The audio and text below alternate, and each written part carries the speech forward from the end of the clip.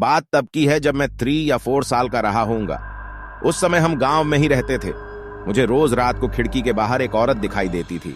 उसने सफेद साड़ी पहनी हुई होती थी और उसकी आंखें नीली होती थीं। वह मुझे बुलाती थी। मैं बहुत डर जाता था और अपनी मां को पकड़कर सो जाता था। कुछ दिनों में हम अपने पिताजी के साथ शहर में रहने लगे। गांव का घर खाली हो गया। हमारा गांव जाना भी कम होने लगा। अब केवल शादी ब्याह में गांव जाना होता, वह भी केवल मेरे माता पिता ही जाते। मैं अपने गांव के बारे में लगभग सब कुछ भूल चुका था। रात में दिखने वाली उस औरत को भी मैं सपना समझने लगा था। मेरे चाचा के लड़के की शादी थी। मैं करीब 16 साल बाद गांव गया था। हमने अपना घर भी साफ करवा रखा था।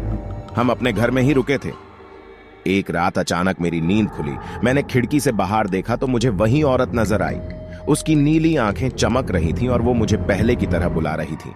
मुझे ऐसा लग रहा था जैसे मेरा बचपन का कोई डरावना सपना सच हो गया हो।